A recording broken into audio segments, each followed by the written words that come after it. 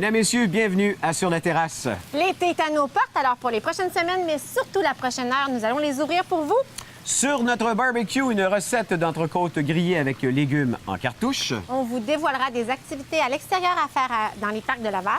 Le mondial, l'Auto-Québec s'en vient à grands pas. On vous dira quel spectacle voir et entendre lors de cette 9e édition. Et qui dit entendre, on est allé pour vous assister au show Vintage de Grégory Charles. Que l'eau ou la terre soit votre élément naturel, on vous parlera des activités au parc de la Rivière-des-Mille-Îles. Suggestion de films à voir en salle prochainement. Si vous avez entre 16 et 25 ans, vous êtes tanné de végéter, pourquoi pas faire un stage dans une ferme? Puis ça, il y en a, hein? Oui, j'en ai pas mal même. Pour attirer les colibris et les papillons dans votre jardin, on vous parle des plantes à avoir. Et puis, on va trinquer avec un cocktail à base imaginé de vin rosé, de vin mousseux, de liqueur de pêche et de litchi. Alors, sortez vos chaises de jardin et joignez-vous à nous sur la terrasse.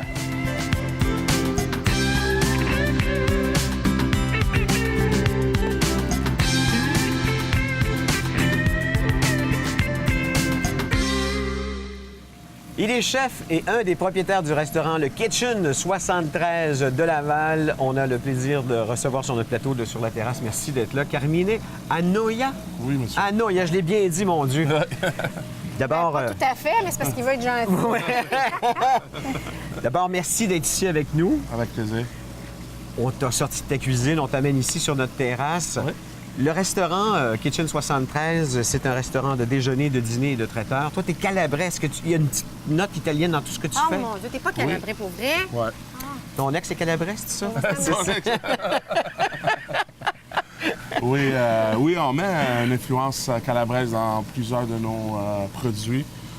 Même dans notre déjeuner, notre dîner, il y a toujours une influence italienne calabraise. Fait que tu mets de la grappa partout. Partout, ouais. Grappa, c'est fait au nord, par exemple. C'est pas fait dans le sud. Dans le sud, on est dans les piments. Les piments forts, c'est notre recette. Alors oui, on a certainement des produits qu'on utilise influencés de l'Italie. Toi, t'as grandi dans une cuisine? Pas mal. C'était les parents qui cuisinaient, qui avaient des restaurants ou quoi? Parents, oncles, tantes, presque toute notre famille était dans la restauration depuis jeune. Puis le Kitchen 73, c'est quoi? C'est un rêve que t'avais de faire ce genre de restaurant-là? Oui, on voulait faire quelque chose de différent. On sait qu'il y a plusieurs... Montréal puis Laval, c'est des villes qui sont très connues pour des restaurants. Alors, on voulait amener quelque chose de différent dans le déjeuner-dîner que beaucoup de places, je pense qu'il n'y en a pas à Montréal, les déjeuners qu'on fait typiques, différents. Alors, oui, c'est un rêve. C'est toujours un rêve d'ouvrir une autre aventure, un autre restaurant. J'en ai déjà 2, c'est notre 3e, puis jusqu'à date, ça va très bien. 7 à 3, c'est une bonne idée, ça. Oui. Il travaille de 7 h à 3 h, le restaurant. 173. Ben oui, c'est Un ça. des- Je croyais que c'était votre année de naissance. Non. C'est du 7 à 3. On ouvre de 7 à 3, 7 jours par semaine. Mes parents sont immigrés au Canada en 73. On a 73 items au menu. Et aussi, on donne 73 cents sur notre facture à une fondation québécoise. Oh! De votre choix, la Fondation Oui, québécoise? cette année, c'était la fondation B3. Les 3, c'est des athlètes. C'est Boulay, c'est Oui, ça, Étienne c'est Boulay? Étienne Boulay, Steve Bégin et François Bouillon des Canadiens. Bon, t'es un chef, faut que tu commences à nous cuisiner l'entrecôte. Montre-nous donc. D'abord, c'est une méchante pièce. C'est combien d'onces, Jézabel? Je te dirais à l'œil 32. C'est bonne. Très bonne, c'est 32 ans. C'est donc bien bonne là-dedans. J'aimerais recycler là-dedans. Je m'en vais. Alors, il y a une marinade que tu as fait. Cette viande-là, elle trempe depuis hier là-dedans, Oui, c'est ça? ça fait 24 heures. Plus que ça trempe, meilleur que c'est. Que ça marine? Ça marine, ça donne un goût aussi spécifique à la viande.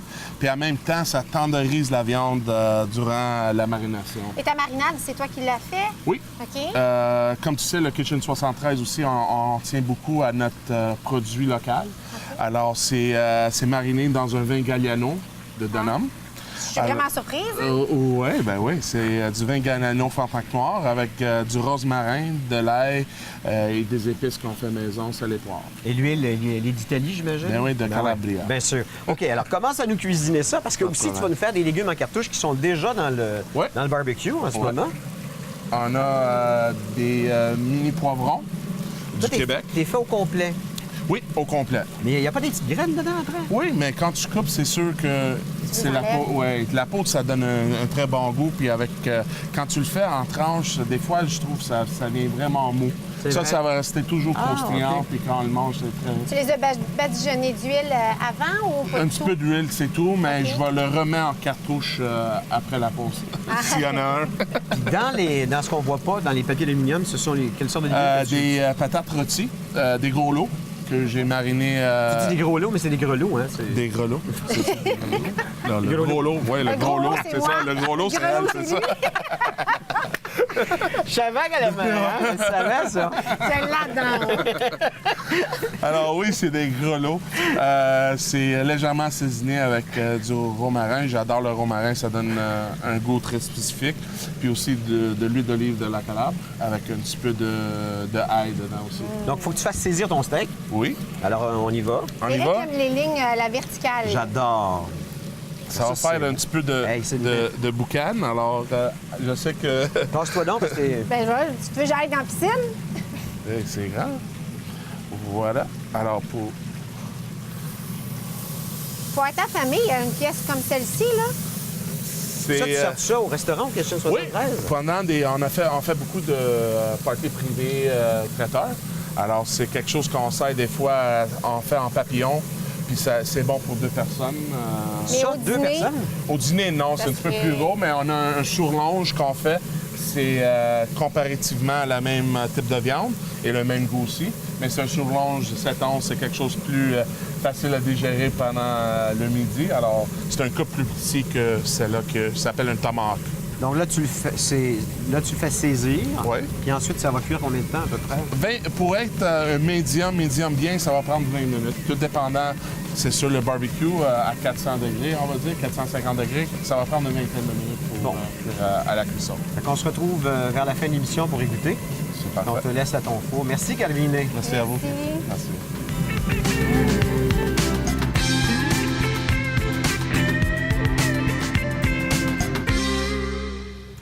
Si Dame Nature peut être de bonne humeur pour la saison estivale, bien l'été se passera dans les parcs. Et quand je vous dis parc, bien c'est pour parc d'activités physiques et rendez-vous culturels. Un nouveau concept de la ville de Laval. Et pour nous en parler, bien Sébastien est de retour sur le plateau de la terrasse. Bonjour. Bonjour, bonjour. Comment ça a été dans nos parcs? Ça va bien. En fait, là, c'est pas encore commencé. C'est un nouveau concept à Laval. Donc, les parcs, on peut se dire, ben voyons donc, les parcs, ça existe depuis toujours. Mais c'est parce qu'on parle des parcs P.A.R.C. Parcs d'activités physiques et de rendez-vous culturels. T'es bon, t'es vraiment bon. Et oui. Merci. Alors, qu'est-ce que c'est, en fait, ça? En gros, c'est un rassemblement, c'est 12 parcs, en fait, qui vont offrir des activités totalement gratuites. Et puis, donc, c'est des activités qui ont déjà été, qui étaient déjà sur place les années précédentes et qui avaient connu un grand succès. Donc, des C'est activités, 12 parcs qui sont dans différents secteurs de Laval, dans Oui. Duvernay, Chemédé, ces choses-là. Exactement, OK. dans plusieurs quartiers. Donc, ça fait vraiment tout le tour de Laval. C'était des activités qui avaient eu des grands succès, des activités physiques, des cinémas extérieurs. Et puis, voyant le succès de ces activités-là, ils se sont dit, bien, pourquoi pas les offrir justement aux différents quartiers de Laval, donc dans les parcs, ce qui est un bon lieu pour ça. Alors, c'est vraiment une activité pour les familles. OK? Là, on parle Familiale, vraiment. Familiale, c'est ça. On parle de 12 parcs. Les parcs sont... il y a une programmation qui est vraiment propre à chaque parc. Donc, c'est important si vous voulez aller consulter l'horaire et Sur le portail de la ville programmation. de C'est sur le Laval. portail, Je exactement. pense que présentement, elle n'est pas nécessairement accessible pour l'instant, non? Oui, elle va l'être au moment de La diffusion, OK. Donc, oui, c'est important d'aller visiter, soit sur le site Internet dans l'onglet Vie communautaire ou en appelant au 311. Et puis à ce moment-là, toutes les informations sont là. Les différents parcs, je vous les nomme en rafale. Il va y avoir le parc Champenois, Coursol, Couvrette, Chénier, Des Saules, Isabelle, Légaré, Dumoulin, Pidis, Prévost, Rodolphe-Lavoie et le parc Saint-Édouard. OK, mais il se passe quoi? Des spectacles de marionnettes, des jeux d'eau, c'est des balançoires? Qu'est-ce qu'il y a comme activité vraiment là, pour toute la famille? Il y a deux volets principaux, donc le volet activité physique et culturelle. Pour ce qui est de activité physique, ça va être des activités de type initiation, découverte. Donc, ça va être des activités comme le basketball, du tennis en famille, il va y avoir de la piscine, du zumba. C'est surtout pour être initié au sport, puis aussi pour y aller en famille. OK. OK? Donc, le lieu, en fait, que ce soit dans un parc, c'est aussi un lieu qui est incitatif pour que les gens puissent se rendre soit en vélo ou en autobus, qui fait partie un peu de la mission d'activité physique des parcs. OK, tout ça est animé par des animateurs. Oui. Exactement. chevronnés, j'imagine. Oui, c'est ça. Donc, il y a des gens qui vont venir présenter leur sport. C'est des gens qualifiés pour ça. Quand tu me dis c'est familial, ce qui veut dire que si je veux y aller avec mon enfant, il n'y a pas nécessairement de service de garde qui est là. Il faut que tu sois. Tu es là, tu es responsable de la surveillance de ton propre enfant, ou Oui. bien il y a quand même une surveillance qui est là, où tout dépendant des groupes d'âge. Le sais-tu? Je sais pas, mais je sais que c'est vraiment conçu pour qu'on fasse nos activités avec les enfants. OK. Donc, je pense à tennis en famille, où je sais que c'est vraiment fait pour que les enfants puissent jouer avec leurs parents. Donc, l'idéal, c'est vraiment justement, on s'en va là-bas pour profiter du temps en famille au lieu d'envoyer les enfants en service de garde. C'est une activité familiale. OK. J'imagine Donc, que voilà. tu peux pique-niquer, apporter ton lunch, pique-niquer avec les enfants. Oui, ça, c'est la beauté permis. du parc. Hein. On peut profiter du parc, du soleil, et voilà. Pour tous les groupes OK. d'âge, autant Tous les les, groupes des tout d'âge. petits que nos ados. Oui, exactement. Donc ça, c'était pour l'activité physique. Pour l'autre le volet culturel, il y a des activités comme des cinémas à l'extérieur. Donc à la tombée du jour, il va y avoir des projections de films. Également, il va y avoir mon coup de cœur de l'événement, qui est une pièce de théâtre à l'extérieur qui va s'appeler Commedia. Et c'est une initiation pour le public à la Commedia dell'arte, qui est une forme de théâtre italien, d'origine italienne, et qui est un théâtre masqué. J'ai apporté pour toi un petit masque. Est-ce que je le porte? Ben oui, j'aimerais bien que tu J'ai le toujours portes. rêvé d'avoir un grand nez. Oui. On va régler ça aujourd'hui. Alors, Donc, continue. ça, donc le concept de ça, c'est vraiment que les acteurs vont porter des masques. Et donc, on voit qu'avec les masques, c'est sûr que c'est plus difficile de laisser transparaître nos émotions. Donc, les acteurs vont jouer vraiment un jeu plus physique, ils vont avoir des gestuelles particulières. Et puis, comme on voit ici, c'est assez... on voit que ça se passe vraiment dans les yeux, ça se passe dans le physique. Donc ça, c'est tous des personnages qui sont vraiment caractéristiques. Les acteurs vont vraiment avoir des personnages, des canevas propres à eux. Mais les dialogues, la beauté de ça, c'est que c'est souvent improvisé selon le lieu, selon le public. Donc, chaque spectacle, différemment, selon les parcs, devrait être différent. Je vais retirer ton masque parce que je vais probablement me fêler le nez. Mais en fait, c'est une belle activité pour la famille et pour les tout-petits. Et Ben comme oui. tu dis, on peut jumeler l'improvisation, donc les nouveaux talents. Exactement. C'est Je remercie génial. d'ailleurs la Ligue d'improvisation Impro Academy pour le prêt du masque. Ah, c'est juste un prêt, tu me le donnes pas. Non, je vais être obligé Ah, de quel le dommage. reprendre. Ben, merci Sébastien, on se revoit la De rien. semaine prochaine. Alors, allez à vos parcs, beau temps ou mauvais temps. Bien, on s'informe sur la page de la Ville de Laval et vous aurez toutes les informations à savoir s'il y a des cancellations ou non. Alors, merci. Merci beaucoup.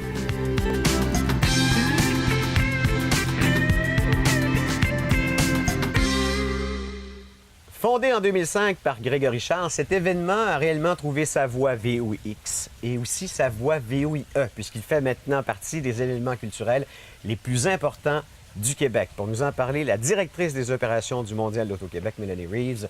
Tu es là depuis le début. Oui. Tu as vu le bébé il y a Oui. 9 ans maintenant. Oui, effectivement. Ça te fait quoi de voir ça 9 ans plus tard?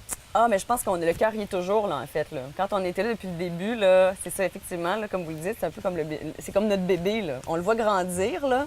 Puis là, comme on disait dernièrement, on a traversé la période de l'adolescence, là. On s'en va clairement vers une maturité certaine, là. Ça va bien, là. Il y avait eu combien de personnes la première année? Puis si on compare avec la plus Ah, récente ça a édition? toujours été... On a été chanceux parce que, justement, ça a été même difficile après. Bien, difficile. Ça a commencé tellement fort, tellement gros. Ça appartient en Lyon. quoi. Ah, ça a parti en feu. En feu. Donc, après ça, il a fallu maintenir, en fait. Mais c'est très Grégory. C'est parfait. C'est vraiment... on a su maintenir. Puis là, on est clairement en développement, là, en croissance. Puis c'était le mondial choral. Maintenant, c'est le mondial l'Auto-Québec parce qu'il y a, une thématique plus spectacle maintenant aussi, en plus. En fait, c'est pour une raison bien simple, en fait, qu'on a enlevé le mot choral. On est, sinon encore, très axé sur le milieu choral et les accompagnements, les arrangements. Mais on avait envie de dire à toute la population, on n'est pas qu'un rassemblement de chœurs et de chorales. On est beaucoup plus que ça. Et avec nos sondages et tout ça, après 7 ans, on s'est aperçu que les gens qui ne nous connaissaient pas avaient encore cette perception-là. Donc, c'était seulement une histoire de perception parce qu'on avait fait notre boulot. On le sait que le Mondial l'Auto-Québec, c'est un événement qui est axé sur le chant choral. Et avec tous les artistes et l'international maintenant qui peut suivre avec ça. Mais c'était vraiment au niveau de changer la perception des gens, en fait, d'avoir le plus de monde possible. Donc, il y a toujours des spectacles de chorale. Toujours, oui. Mais il y a aussi une thématique, et comme on l'a dit, de plus en plus de spectacles et de grands noms qui vont venir. Cette année, il y a qui, entre autres?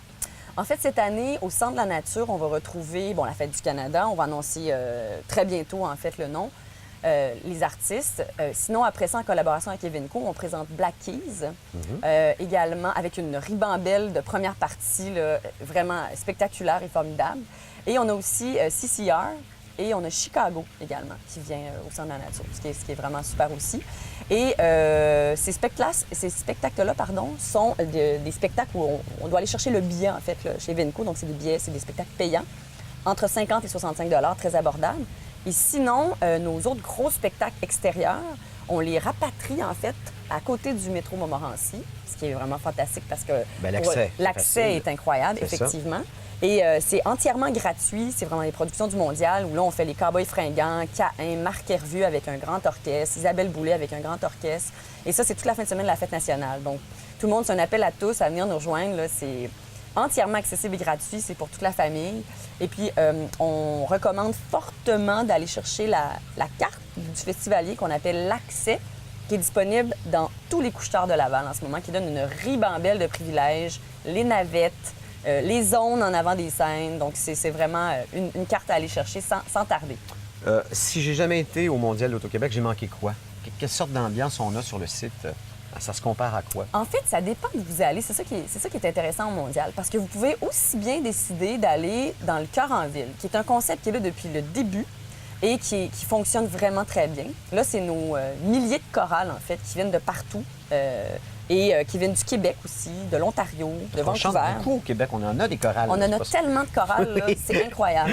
Et ces gens-là viennent année après année et présentent des concerts dans toutes les églises et chapelles, tous les soirs de festival, tous les soirs pendant la durée du Mondial, on retrouve en fait un chœur qui chante dans une église.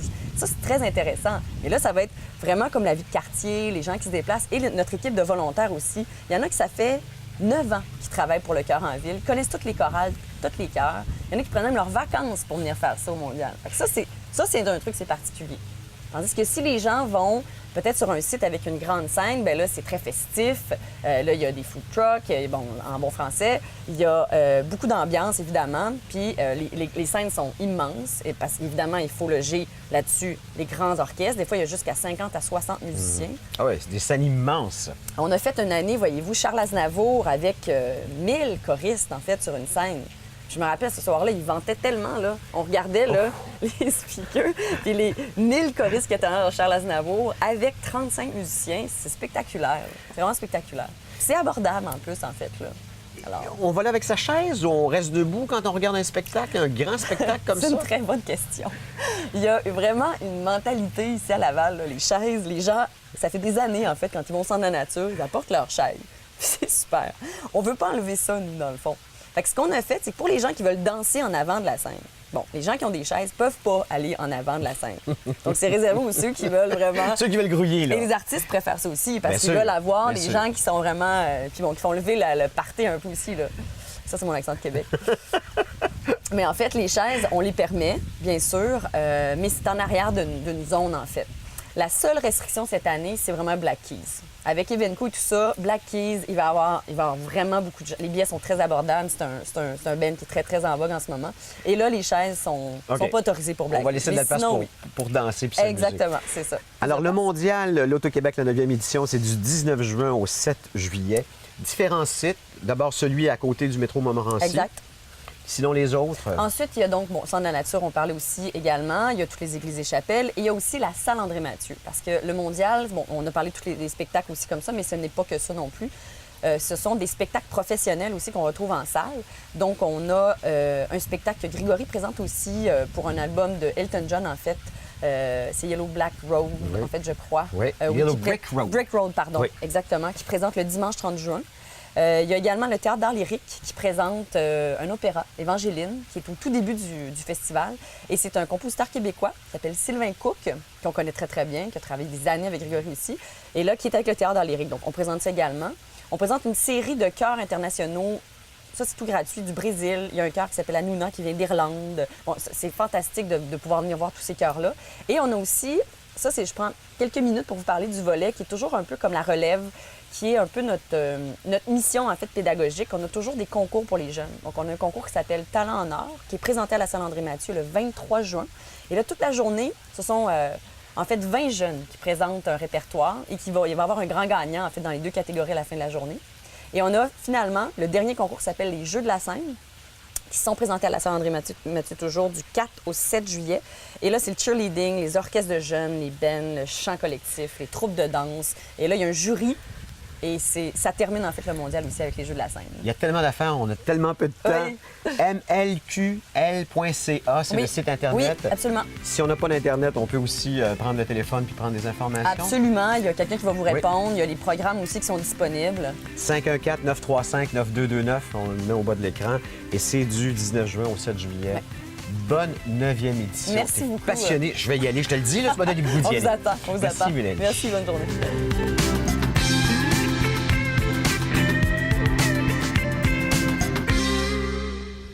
Pendant que le chef du restaurant Kitchen 73 est en arrière en train de cuisiner, ben on a un de ses propriétaires, justement. Et vous savez que ce restaurant-là, il a une cote d'amour absolument hallucinante parce que j'ai vu sur Urban Spoon 92 de satisfaction face au Kitchen 73. Stéphane Charbonneau, quand t'entends ça, tu fais « wow ». Ah oui, wow. Puis c'est une fierté aussi en même temps. dans le sens que C'est le ça fait- public qui décide. Exactement. Ça pourrait être le contraire. Oui, certainement. Puis nous, ça fait seulement 6 mois qu'on est ouvert. On est ouvert 1er décembre. Alors, Kitchen 73, qui est le concept, bien sûr, déjeuner, dîner, traiteur, 7 a.m. à 3 p.m.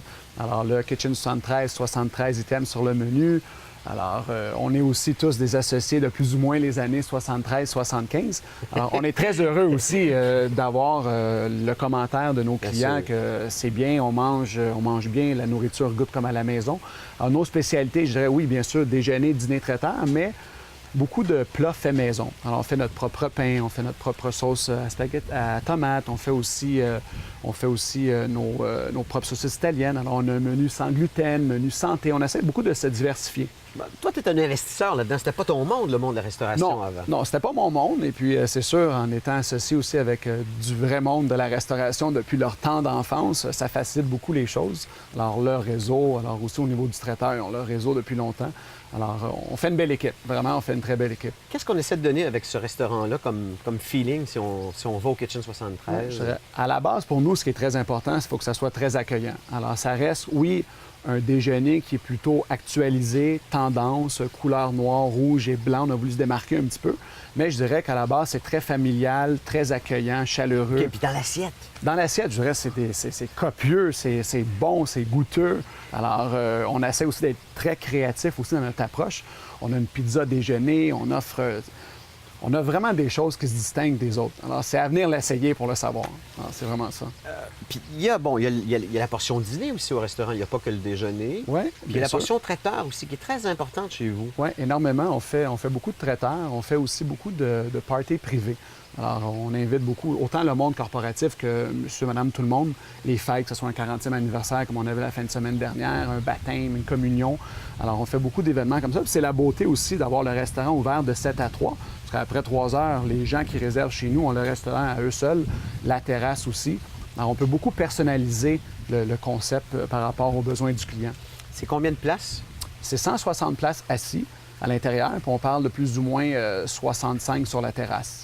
Puis c'est une cuisine ouverte. Moi, c'est ce que j'aime. Ouais, ouais. C'est ce que j'aime parce que c'est ça, les nouvelles tendances. On veut voir comment est-ce qu'on nous cuit nos Exact. affaires. Le Exact. gars, il est-tu propre? Il est-tu comprend? Ben oui, certainement. C'est tout ça. hein? Oui, oui. Alors, Tes items préférés, toi, dans ton restaurant, c'est quoi? moi j'adore, je dirais, nos pâtes. Nos pâtes sont délicieuses. Tout ce qui est aussi sous-marin. On est très reconnus aussi Ah, de nos oui. sous-marins. Comme je disais tantôt, on fait notre propre pain. Puis beaucoup, le sous-marin, c'est le pain qui Bien fait la sûr. différence.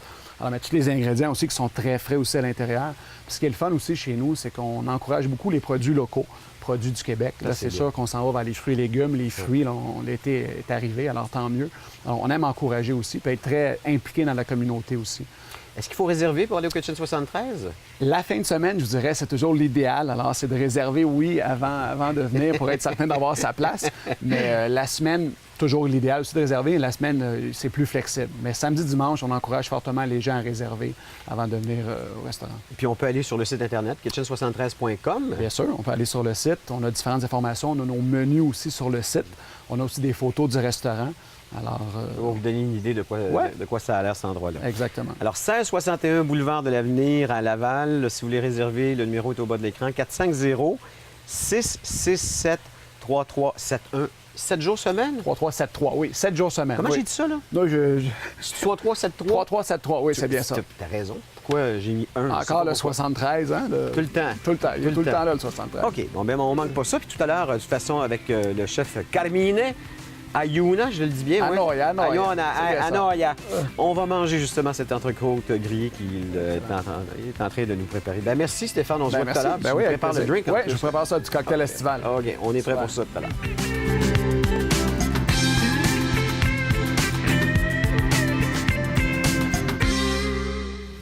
Jukebox Musiman hyperactif, c'est difficile de le définir. Vous aurez compris que je parle de Grégory Charles. Il foulait les planches dernièrement avec son nouveau spectacle Vintage. Pour nous en parler, on reçoit Anne-Marie. Bonjour Anne-Marie. Bonjour. Ça va bien? Ben oui, très bien. Tu es allée pour nous voir Vintage. Vintage, la nouvelle mouture de ce spectacle de Grégory Charles. Le Vintage, on voit des affiches un peu partout à travers Montréal, entre autres, de ces affiches visages modernes et visages plus vieux. C'est son deuxième spectacle solo, si on peut dire, à son image depuis Noir et Blanc, qui a tourné beaucoup, plus d'1 million de billets vendus pour Noir et Blanc. 1 million? 1 million de billets oui, je l'avais vu, Noir et Blanc. vendus. Il a tourné avec Noir et Blanc, au Québec, bien sûr, aux États-Unis, il est allé à New York deux fois, en France, il s'est installé là pendant longtemps. Donc, Grégory Charles, qui a fait sa marque internationale, et là, il revient avec Vintage. C'est un spectacle, qu'on pourrait dire, à l'image de Grégory. C'est Grégory Charles, le point fort du spectacle. C'est pour lui qu'on se déplace. Oui, c'est musicien. Il faut souligner quand même le travail de ces musiciens. 6 nouveaux musiciens qui n'étaient pas là sur le spectacle précédent. Mais c'est vraiment lui, c'est le génie musical, Grégory Charles.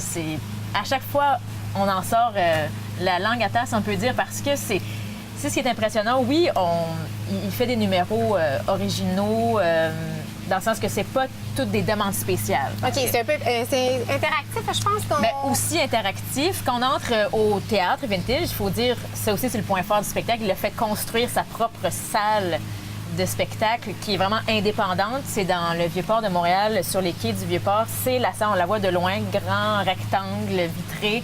Qui est mobile. Qui est mobile, parce que lui, c'était son objectif. Il voulait faire construire une salle pour pouvoir apporter sa salle partout dans le monde et avoir la même salle partout et de ne pas dépendre des théâtres. OK, la salle, elle ressemble à quoi? On arrive dans son salon?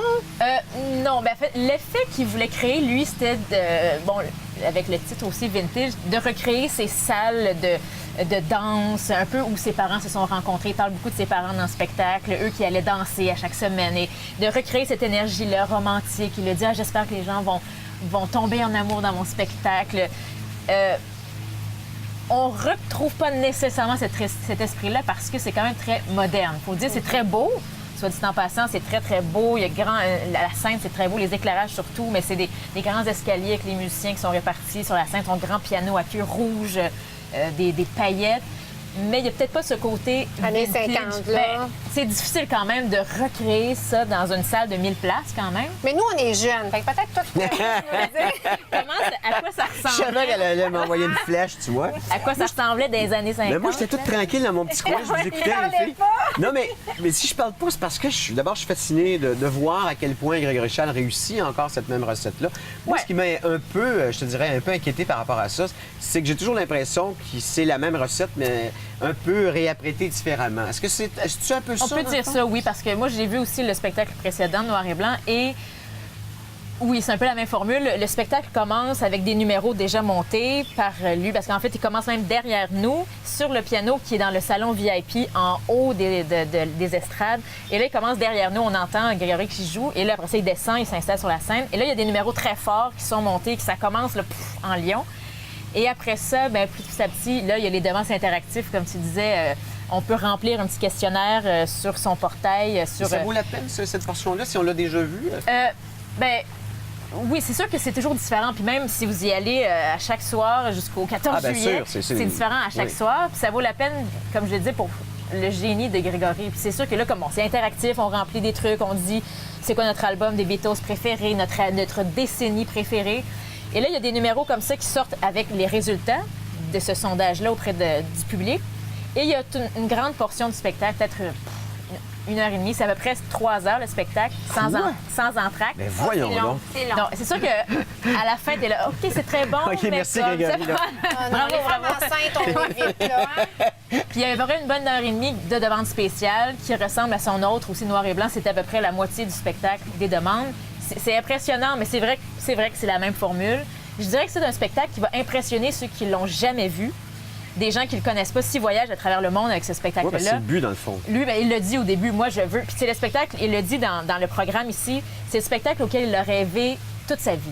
Dès qu'il était jeune, il disait, moi, je voulais recréer ce spectacle-là de l'ambiance des bars où mes parents sortaient. Les salles de danse de l'époque. Ben c'est ça. Puis il dit, mes parents, depuis qu'il est très jeune, il imaginait ce spectacle-là. Et pour ceux qui le connaissent pas, je pense que ça va être très, très impressionnant. Hein. Bien, à voir, tu nous rappelles les dates? Ben, c'est du 24, bon, c'est jusqu'au 14 juillet au Vieux-Port de Montréal, dans son théâtre Vintage. Moi, je te demande une note sur 10. Oh, ben, Ah ouais, bon. pour Lance- Grégory, lance-toi. Honnêtement? mais pour Grégory et pour le spectacle Vintage. Spectacle Vintage, je donnerais peut-être un 7 sur 10, mais pour Grégory, 12 sur 10. Non, dans le sens que c'est un être, c'est un génie, c'est pour lui. Mais il gagnerait peut-être à ajuster ses spectacles à son génie musical pour qu'on soit vraiment impressionné pendant 3 heures. Ben, merci beaucoup. Pour le travail. Merci fait d'être plaisir. pour nous, Anne-Marie. Ben, on Ben, se ça revoit fait un prochainement, plaisir. Ben, j'espère. je l'espère, oui, merci.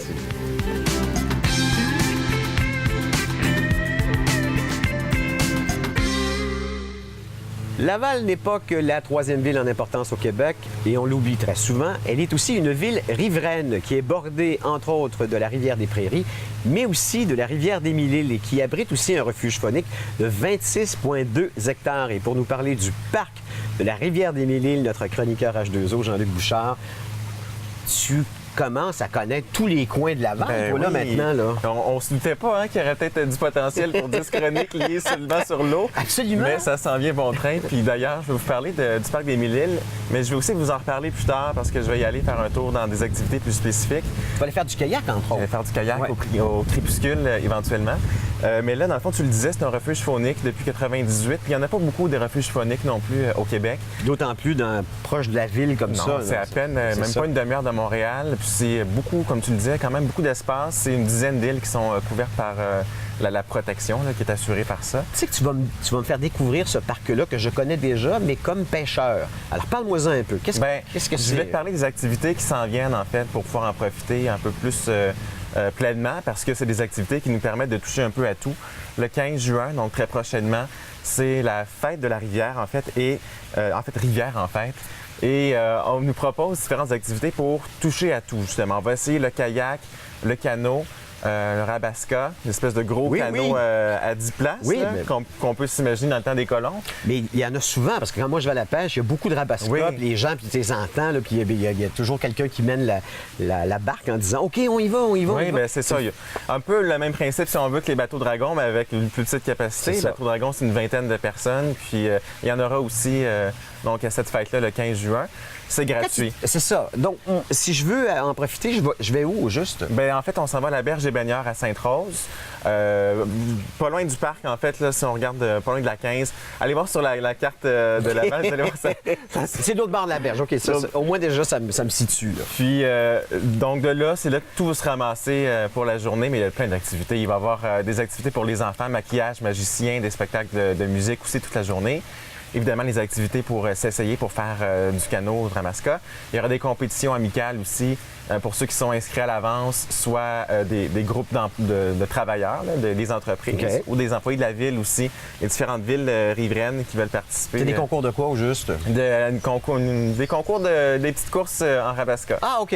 OK. Mais Compétition. amical. là. Amical, c'est correct. Ouais, c'est ça. Sinon, il y a quand même un concours plus formel là, qui s'appelle la Classique des Mille-Îles, 8e édition, concours de canotage cette fois-là. Donc là, c'est les professionnels qui vont sur place, mais on aura quand même l'occasion de l'essayer. Donc ça, c'est le volet plus familial.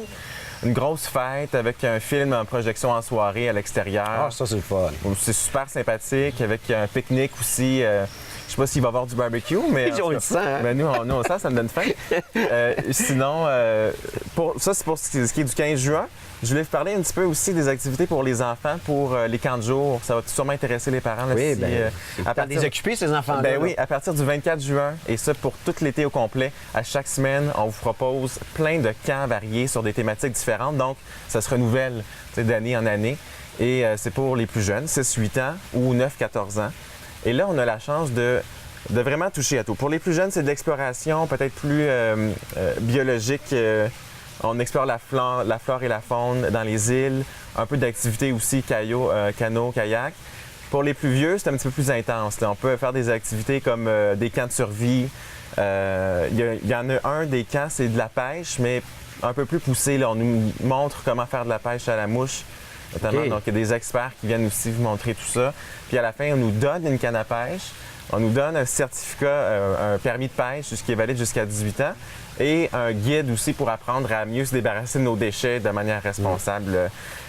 Donc tout ça, c'est gratuit avec le camp. Évidemment, il faut s'inscrire au camp. Bon, il y a plein de choses à dire, mais si je veux aller trouver des informations sur ce parc-là... On va sur le site directement, parc-1000, île pour 1000-île, évidemment, au pluriel.qc.ca. OK. Et sinon, peut-être très rapidement, en fait, on a aussi des activités, si vous voulez voir plus d'informations, pour les groupes de travailleurs qui veulent faire des activités. Ah oui, ceux qui veulent s'inscrire, OK, oui. Oui, pour unir leurs forces ou pour faire des réunions en plein air. Donc, il y a plein d'activités qui sont proposées pour eux aussi. Team bonding. Exactement, du team bonding. Et ça se fait, ça peut être très mollo, ça peut être une croisière sur un bateau à moteur, comme ça peut être assez dense avec un rallye mer-terre, avec des questions plus poussées. Donc, toutes les informations sont sur le site. Ben, merci, on se retrouve la semaine prochaine. Oui, OK. absolument. Merci. Merci, Jean-Luc.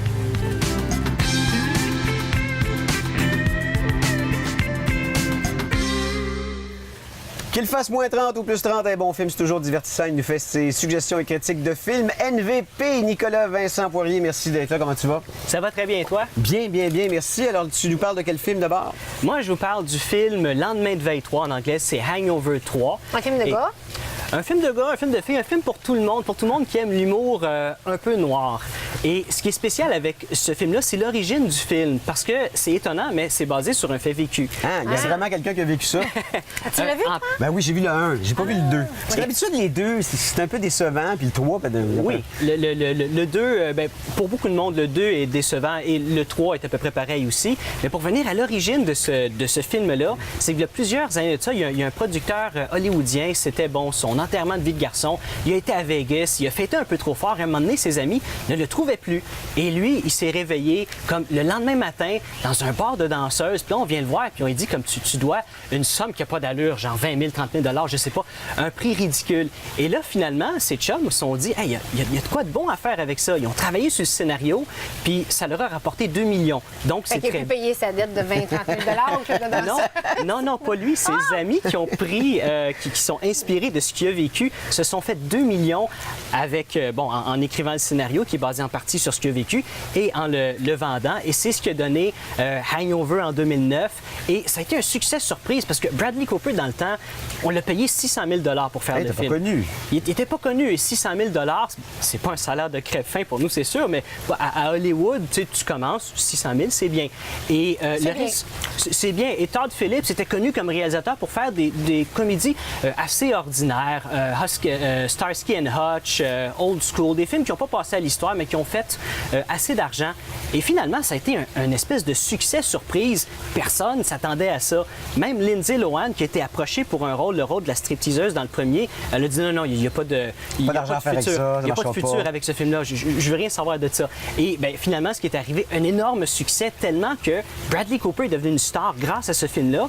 Et en 2011, quand le 2 est sorti, son salaire a passé de 600 000 à 5 millions. Wow. Oh. Beaucoup. Et là, pour ce film-ci, son salaire a passé de 5 millions à 15 millions. Donc, ce qui est assez énorme, parce que c'est une franchise qui a juste le premier a rapporté 460 millions au box-office international, 500 millions pour le deuxième, et celui-là, ça marche plus ou moins bien. Les gens, c'est souvent ça. On est souvent déçus. C'est ça. Est-ce qu'on étire la sauce un peu? C'est ça que tu essaies de nous dire un peu? Le 2, la sauce est étirée. Dans celui-là, il essaie de faire ça un petit peu différent, mais c'est pas vraiment une comédie. Il y a beaucoup d'humour noir, mais est-ce que c'est vraiment drôle comparé au premier? Non, c'est plus vraiment le concept. C'est pas comme s'il se réveillait, puis OK, qu'est-ce qu'on a fait de la soirée, comme dans les 2 derniers?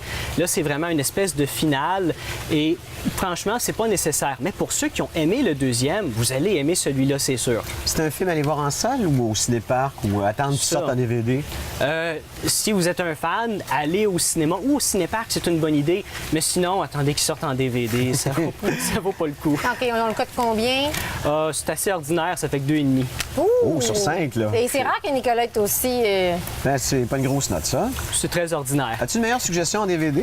Oui, tout à fait. Le film Chambre 237. Et ça, c'est un documentaire et je le conseille pour tous ceux qui ont aimé le film The Shining qui a été porté à l'écran en Jack Nicholson. C'est ça, hein, le film de 1980.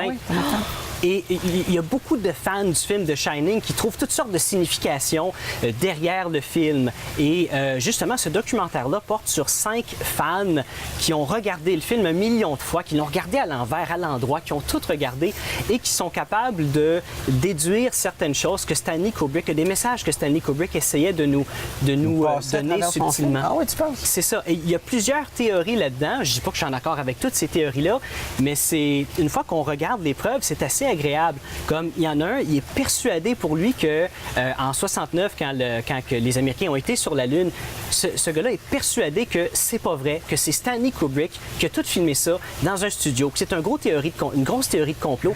Et quand on voit les preuves qu'il y a, parce que c'est juste une narration, on voit les images du film et tu as l'expert qui fait la narration des preuves selon lui là-dedans. Et c'est assez étonnant, ça a quand même un peu de sens. Il y a semé le doute dans ma tête. Et c'est ce genre de truc-là. Il y en a un autre qui est persuadé que Stanley Kubrick, c'est un film sur les génocides, sur tous les génocides dans le monde, et il nous montre ses preuves à lui, et c'est drôlement intéressant. Mais juste pour ceux qui ont tripé comme des malades sur le film de Shining. Alors, rappelons que ce film-là s'appelle Chambre 237. Tout à fait, oui. Et c'est disponible sur Amazon. Vous pouvez le louer sur Internet. Je ne sais pas encore quand est-ce qu'il va être disponible en DVD ou en Blu-ray ici, mais on peut le commander par Internet, ça c'est sûr. Je te donne une note de combien sur 5? Un bon 4. Ah, wow! Un bon 4. C'est très intéressant et divertissant. Ça nous donne une autre perspective sur ce film-là. On se retrouve à une prochaine émission, c'est sûr. Hein? Dans 2 semaines? Oui. Dans 2 semaines? OK. Oui, ça va en On a- vacances. Bonnes vacances. Merci, Nicolas. Merci. Nicolas Vincent Poirier.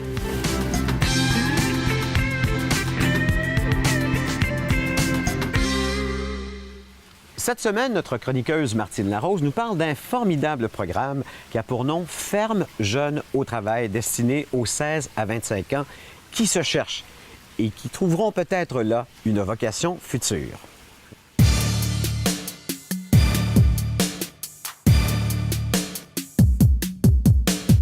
À la ferme Jeunes au travail, en compagnie du directeur général Sylvain Mélenchon. Bonjour. Bonjour. Qu'est-ce que c'est exactement la ferme Jeunes au travail? Jeunes au travail, c'est de prime abord une entreprise d'insertion, OK, pour des jeunes décrocheurs, des jeunes qui ont certaines difficultés en emploi, à garder un emploi.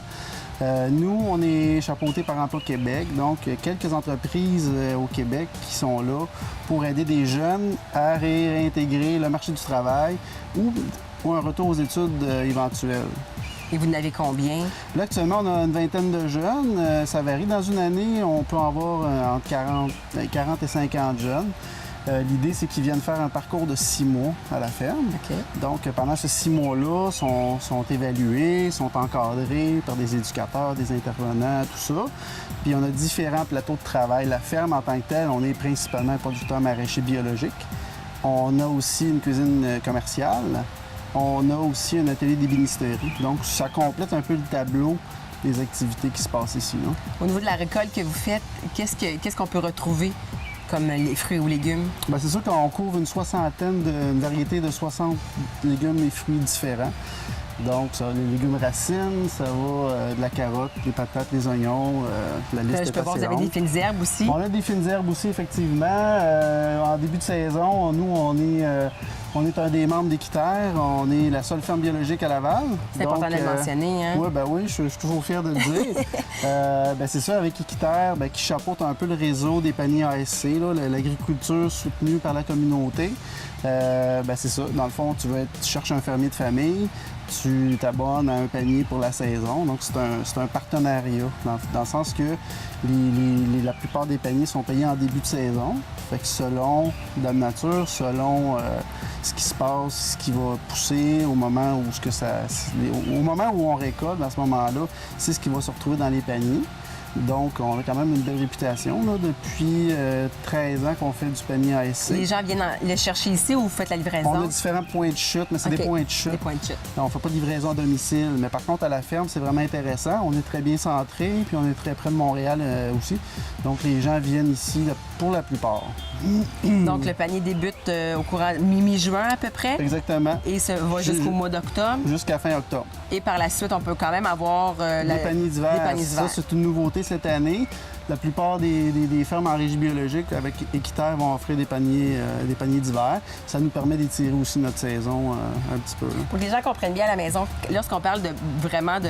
Parce qu'on en parle beaucoup à biologique, Ouais. écologique, équitaire. Qu'est-ce qu'on doit retrouver dans votre ferme pour vraiment avoir cette certification-là? Bien, c'est sûr qu'il y a plusieurs certifications au Canada. Au Québec, en tout cas pour ce qui nous concerne, c'est Écocert plutôt.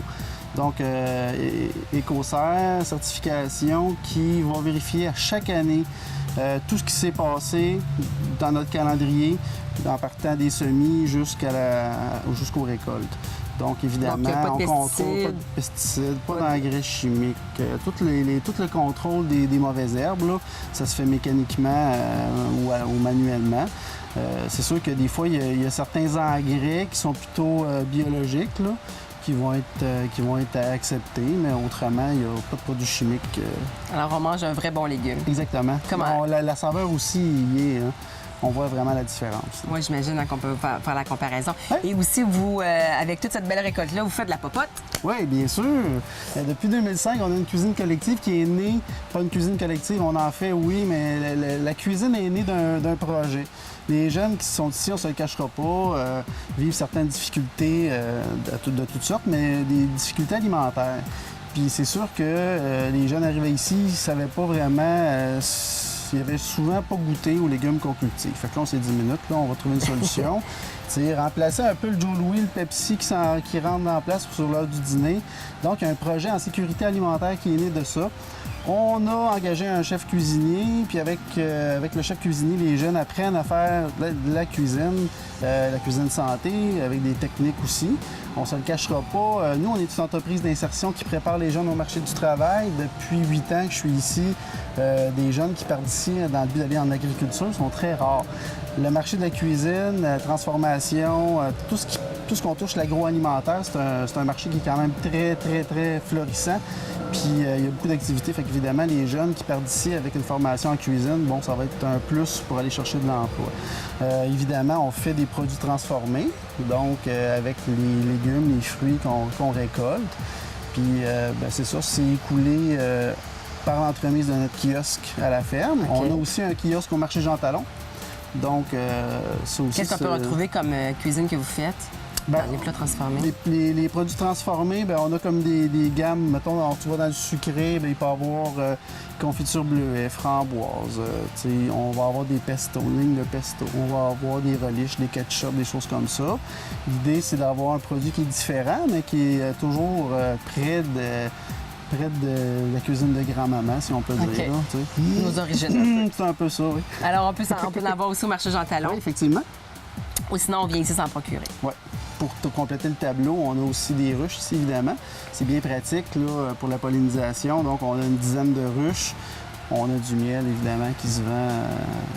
C'est toujours sold out à chaque année, malheureusement. Mais en tout cas, il est Alors, possible d'en trouver au kiosque, là, soit celui du marché Jean Talon ou à la ferme. Il faut vraiment venir faire un tour pour vous voir parce que vous avez tout pour combler tout le monde. Oui, parce que c'est sûr que c'est un bel endroit, c'est le fun, les gens peuvent venir nous visiter, il n'y a aucun problème. Nous, on est très ouverts.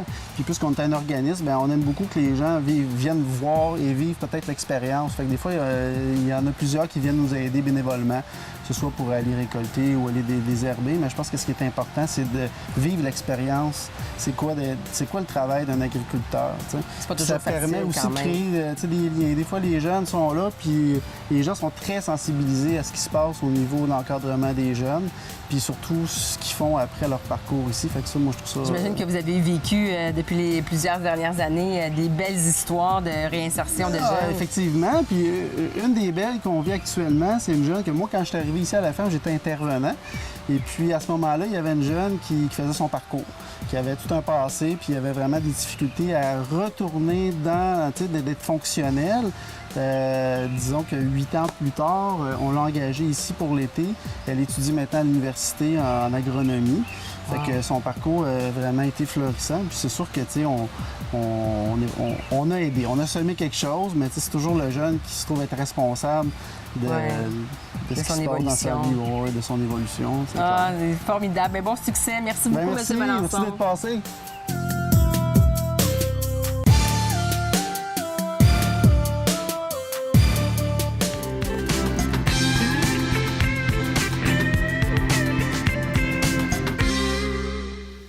On n'a pas tous les moyens d'aller se reposer sous les tropiques, mais on peut apporter de l'exotisme dans sa cour. Aujourd'hui, à On jardine avec Louise, on parle de plantes exotiques.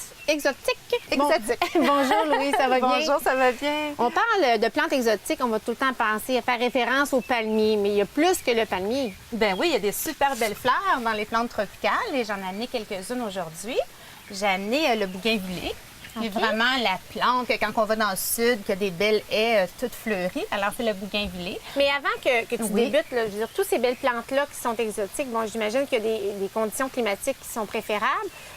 On les cultive en pot ou on les met en terre? On les cultive en pot parce qu'ils ne sont pas adaptés à notre terre ici. Alors, une plante qu'on va mettre en terre, c'est une plante qui va être capable de prendre ses éléments nutritifs en terre et eux autres ont besoin de plus de support que qu'est-ce qu'on détient ici au Québec. Alors, c'est préférable de les faire en pot, de les cultiver en pot. Alors, continue avec cette belle plante rose. Alors, j'ai amené le bougainvillée, qui est vraiment une plante magnifique. Et ce qu'elle a de particulier, c'est les bractées qui changent de couleur. Ça, c'est pas la fleur. La fleur, là, c'est vraiment seulement le petit blanc que tu vois à l'intérieur. Le petit bourgeon, là. Le petit bourgeon. C'est un peu comme le poinsettia, c'est la feuille qui change de couleur. Et le but que la plante change de couleur comme ça, c'est un peu pour attirer les insectes pollinisateurs. Alors, elle se donne une couleur très attrayante pour attirer les insectes pollinisateurs. Donc, les abeilles et les papillons devraient être heureux. Exactement. Et aussi protéger sa petite fleur des intempéries. Alors, c'est pour ça que c'est si magnifique. Est-ce qu'elle a beaucoup d'entretien? C'est une plante qui a besoin d'une taille, sauf qu'il ne faut pas trop la tailler parce qu'elle fleurit sur la pousse de l'année dernière. Okay. Alors, il faut la tailler aux 2 ans. Il faut maintenir, le plus important, c'est d'avoir un bon drainage pour la terre, une bonne terre, un petit peu sablonneuse et un bon drainage dans un bon pot et beaucoup d'éclairage. OK, beaucoup de soleil. Ça prend au moins 4 à 6 heures de soleil pour avoir une belle plante. Okay. On pourrait la suspendre, puis à l'extérieur, ça serait l'idéal. Oui. Bien, on pourrait la mettre en pot. Là, c'est très beau dans un pot aussi, sauf que c'est grimpant. Alors, si on veut lui donner l'air plus grimpante, on l'installe un treillis simplement dans le pot. Ou si on veut lui donner un air plus frivole, bien, on ne met pas de tuteur et ça va s'en aller un petit peu en descendant. Okay. Qui dit qu'il est grimpant, nous amène à la vigne que tu viens nous apporter. Oui, qui est un mandevilla, un Diplendenia, exactement. C'est une super belle vigne que, elle, au contraire, il faut la tailler au moins 2 fois dans l'année car elle fleurit sur la pousse de cette année. Okay. Alors, c'est une plante grimpante qui peut atteindre facilement un 6 à 8 pieds dans la même été. Alors, corrige-moi, là, tu nous apportes une vigne, mais cette vigne-là ne va pas nous donner de raisin. Absolument pas. C'est vraiment une vigne qui est cultivée pour sa fleur. OK. Fait que donc, ça pourrait grimper sur nos cheminées avec un tuteur? Oui, tout à fait. C'est une plante très performante. Le mandevilla peut atteindre facilement un 6 à 8 pieds là, dans un seul printemps, dans une seule été. Oh, OK. Ouais. Ensuite, j'ai apporté l'hibiscus, un peu que tout le monde connaît. L'hibiscus, qui est une fleur magnifique. Moi, je l'ai vu souvent à Cuba, là, cette fleur-là. Ça se peut-tu? Oui, bien, c'est originaire, je crois, du Brésil. Je ne suis pas certaine, mais ça se retrouve un peu dans plusieurs pays du Sud, effectivement, et beaucoup sur les balcons québécois. Okay. Parce que c'est une fleur, une plante qui est quand même très abordable et très florifère et qui aime beaucoup la chaleur. Alors, c'est intéressant de cultiver en pot sur nos balcons. Et est-ce qu'on a bien des papillons ou c'est plutôt les oiseaux qui sont attirés par ce genre de fleurs? C'est sûr que tous les insectes pollinisateurs sont attirés par les fleurs, c'est certain, mais pas plus qu'une autre plante tropicale comme telle. Et la fleur, cependant, dure seulement 36 heures. Alors, la fleur va tomber et va faire toujours un cycle. Va refleurir par la suite. C'est ça qui est important de mettre de l'engrais aussi à floraison, justement pour stimuler sa floraison, pour qu'on ait des fleurs tout l'été. OK. Et on la met au soleil? On la met au soleil. C'est une plante, par contre, qu'on met au soleil qui peut avoir 4 heures de soleil seulement puis elle va faire quand même son cycle de floraison. Tandis que les autres plantes que j'ai apportées, c'est un minimum là, de 4 à 8 heures de soleil pour vraiment qu'il y ait une floraison abondante. Mais l'hibiscus, c'est moins demandant à ce niveau-là. Elle a l'air quand même assez délicate. Est-ce qu'on doit la protéger du vent ou il n'y a pas de problème? Non, absolument pas. Elle n'est pas délicate, par contre. Non, elle est assez robuste, tandis que le bougainvillier, ça, c'est une bonne question. C'est une plante, justement, celle-ci, pour revenir, là, il faut éviter le vent parce que, justement, c'est très, très, très léger, puis ça va partir au vent, tandis que l'hibiscus est très résistant. OK. Alors, si tu passes à notre herbe, notre citronnier, oui. Si je me trompe pas, moi, je devrais l'aimer, ça éloigne les moustiques. Bien, ces variétés-là, c'est pas vraiment pour éloigner les moustiques comme telles, parce que c'est vraiment un arbre à fruits. Alors, je vous dirais, ça les éloigne pas vraiment. C'est pas comme une citronnelle, là. C'est vraiment là, un arbre qui va produire le citron. OK. Alors, c'est vraiment le fun de les cultiver en pot. Et on oublie souvent que ça existe ici au Québec. On peut les avoir. Ils sont pas cultivés ici. C'est tout importé. Okay. C'est sûr que les plantes tropicales comme ça sont assez dures à trouver. Alors, il faut vraiment aller dans des places qui vont faire de l'importation, comme chez nous, au Cerf-Saint-Cléroux. On fait l'importation parce que ça vient de la Floride. Alors, pour les cultiver ici, ce serait trop dispendieuse. Ça deviendrait trop cher. Fait que toutes ces belles plantes qui sont exotiques, qui nous rappellent un petit peu le sud, bien, il ne faut pas oublier qu'il faut les rentrer à l'intérieur à la fin de la saison. Exactement. Bien, merci beaucoup, Louise, de nous amener un petit peu de soleil dans notre journée. Merci. À la semaine prochaine.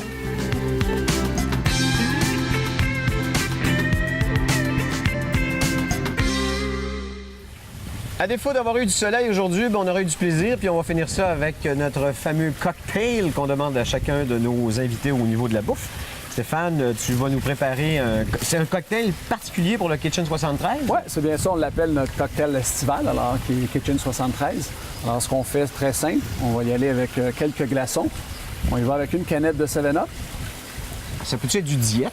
Ça peut être du diète, bien sûr, certainement. Ah, j'ai horreur du diète, moi. Ouais. C'est bien. Une canette de 7-Up. Par la suite, une canette de jus d'orange. Sinon, ça peut être du vrai jus d'orange, mais ça, c'est pas du... Ça peut être du vrai jus d'orange. On y avait pensé, mais avec les pulpes, on s'est dit on va y aller plutôt avec ce type de jus d'orange.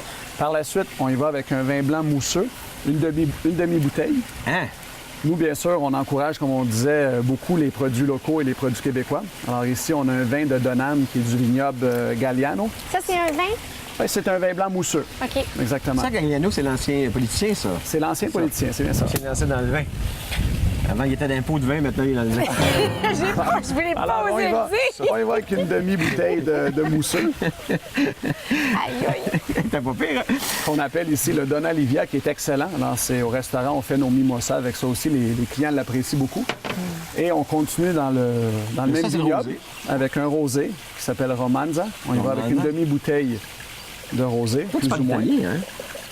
Les mauvais mots. OK. Les mauvais mots. En fait, tu peux pas juste prendre une conversation. Toutes vous insulter. Ah, OK. Mais pas avoir une vraie conversation en italien, toi puis moi, non. Ça marchera pas. Ben, toi puis moi, oui, parce que tu parles pas italien du tout, toi. Quelques mots. Quelques mots, oui. Lequel? Dolce Vita. Dolce Vita, hein? Oui, on a noté. Par la suite, on y va avec 1 once et demi de peach snap. Oh, je pense que ça a dépassé un peu. Ça a peut-être dépassé Oui. légèrement. Oui. La même chose, 1 once et demi de liqueur de saveur de litchi. Ah, ça, j'aime ça. Ah, je croyais que c'était des litchis qu'on mettait à l'intérieur. moi aussi. On pourrait, mais cette fois-ci, pour notre cocktail estival, on décide vraiment d'y aller avec des framboises. Alors, qu'est-ce qu'on fait par la suite? C'est qu'on fait, nous, c'est des framboises fraîches qu'on va mettre au congélateur quelques temps pour donner un petit peu plus un côté rafraîchissant. Alors, qu'est-ce qu'on fait? C'est qu'on les met directement Ah, dans le verre. dans le verre, C'est exactement. joli. C'est beau. Cute. Et de toute façon, la recette va être sur la page Facebook de l'émission. Peut-être pendant ce temps-là, je suis en train de préparer C'est pas le très cocktail. compliqué, là, Non, c'est très simple, bien sûr. Je parlais tantôt du vignoble Galliano, peut-être pour le soin de tout le monde, ce qui est intéressant aussi. Ils font des beaux paniers de pique-nique. Alors, on arrive là-bas, le pain, la bouteille de vin, le fromage, des cannolis maison. Alors, on peut profiter du paysage de Donham, c'est magnifique. Fait que là, faut que tu goûtes à ça. c'est pour Vas-y toi. donc, on va. Eric, ça, c'est pour toi. OK. Puis là, ça, c'est le cocktail. Ça, c'est le cocktail estival Kitchen 73. Santé? Santé, ben oui, merci, au plaisir. Santé. Faut que je goûte à ça, là. Des affaires pires dans la vie, je vous le dis, là, c'est... Hein? J'aime bon. bien. Tu sais quoi? Il est vraiment... Il goûte plus le jus, moins la boisson. Non, oui. Il rit, moi. Il goûte plus le jus que la boisson? Ben oui, c'est sûr qu'il y en a. Parce que les dernières émissions, souvent, ça goûte, le goût d'alcool est très relevé. Ça se prend vraiment bien. On dirait juste du jus, mais j'imagine qu'il ne faut pas abuser des bonnes choses. Là. Exact. Mais c'est très, effectivement, c'est très rafraîchissant, c'est Oui, très, c'est très bon. rafraîchissant. C'est différent, c'est bien. Je suis un peu tanné de la sangria, fait que tu vois, ça, c'est une alternative. Oui. Bon, ben, allons-y avec le plat principal maintenant, parce que, écoute, Faut manger? Ben oui, puis on a attendu toute l'émission. Alors, Carmine nous a préparé... Ah, c'est bien préparé. Bien présenté, bien préparé. Voilà. Toi, t'auras pas d'assiette, quoi? Toi, tu vas juste regarder... Il y en a un extra qu'on peut... Donc, c'est entrecôte grillée avec légumes en portefeuille. Les légumes en portefeuille, c'est ce que tu avais dans tes, Exactement. tes papiers d'aluminium, là? Exactement. Tes pochettes d'aluminium. Moi, faut que je... Excuse-moi, mais je suis asperge, moi. T'es asperge. Ah bon? J'aurais pensé plus concombre. Non. Faut qu'on se parle à la fin de l'émission, de nous. Merci, monsieur le chef. Voilà. Que c'est merveilleux. Bon Que appétit. c'est merveilleux. Mais toi aussi. Merci. Bon appétit, Eric. Alors, vas-y donc, toi. Parce que moi, je vais... Puis, C'est vraiment très bon. c'est bon, hein? Et quand je dis ça, les techniciens ont peur, hein? C'est quoi qui recule, là, en ce moment? Il y a quelque chose qui recule. Ton auto qui est mal stationné. Ça doit être ça, hein? Bon, ben, Monsieur. vous cherchez tous les détails du restaurant. Vas-y donc, là. Tu ne bouges plus. OK. 1661 boulevard de l'Avenir, le restaurant Kitchen 73. Merci beaucoup, Carmine. Plaisir. Et c'est lui, d'ailleurs, qui est au fourneau là-bas. Stéphane, t'es fier de ton plat? Délicieux, très bon. Et si vous cherchez des détails sur ce restaurant, vous allez sur kitchen73.com et on peut réserver, puis c'est même d'ailleurs une bonne idée de le faire, à 450-667-3373. Je l'ai bien eu cette fois-ci. Super. Je vous souhaite une bonne semaine, surtout si vous cherchez des détails, vous pouvez aller sur la page Facebook, info@tvrl.ca, vous avez des questions. Puis on reprend ça la semaine prochaine, nous autres. Oui. Es-tu correct? Ça va. C'était difficile aujourd'hui, hein? Je trouve, toi. J'ai du plaisir. Santé, bon été. Bon été. Profitez bien de votre terrasse. À la semaine prochaine. Bye tout le monde.